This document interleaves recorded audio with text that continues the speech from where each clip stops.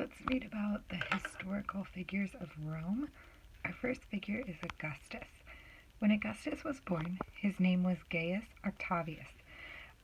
Augustus is known as the founder of the Roman Empire and the first emperor of Rome. His rule lasted from 27 BCE until his death in 14 CE. Augustus was so famous that the Roman government changed his name to August to honor his achievements. Spartacus. Spartacus was the most famous gladiator in Roman history. Spartacus was a soldier caught in war and then sold into slavery. As a slave, Spartacus was forced to fight in gladiator battles. Spartacus wanted his freedom and was tired of being treated badly, so he convinced 70 gladiators to revolt. Spartacus and his gladiator friends escaped to Mount Vesuvius. In 2 years, Spartacus freed many slaves and trained them to eventually make an army of 70,000 soldiers.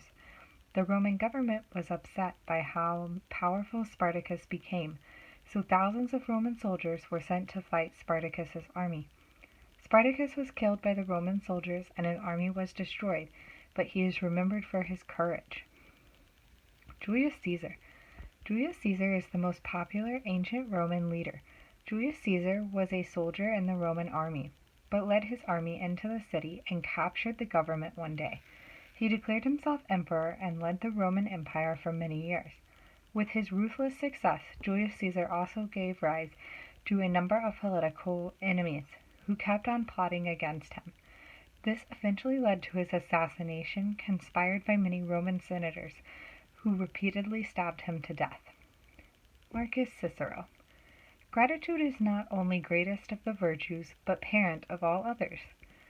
This timeless quote and many others that tell us the secrets to living came from the famous Roman philosopher Marcus Cicero. Widely considered as one of the greatest speakers and writers from Rome, he was a philosopher, a respected politician, lawyer, political theorist, consul, and constitutionalist. Constantine. Constantine was an emperor of Rome. The vast Roman Empire had been divided between many rulers by the 3rd century CE. Constantine defeated all the would-be emperors and unified all those divisions into the Roman kingdom. He then decided to relocate the capital from Rome to the then-known Byzantium. Not entirely satisfied, he went on to rename the new capital to a more familiar-sounding Constantinople. The myth of Romulus and Remus. The ancient Romans loved myths and legends.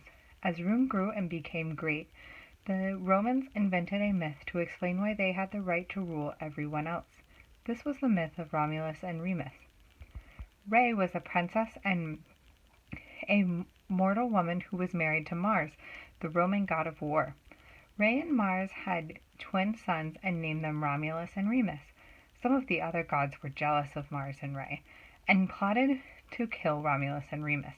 Rhea had heard about the plot, but the twins in a basket and sent the babies floating down the river, hoping that they would be safe. The twins were found by a female wolf who decided to raise them as her own cubs. After the boys had grown up, the wolf knew she couldn't keep the twins, so the wolf put the twins where a shepherd would find the twins. Romulus and Remus became men, and they decided to build a city so they could be kings. The twins had a contest to see who would be the top king. When it appeared that Remus was going to win the contest, Romulus got so angry that he killed Remus with a rock and became the first king of Rome. This is an important story for Romans since their city was started by the son of a god and it had to be more powerful than any other city.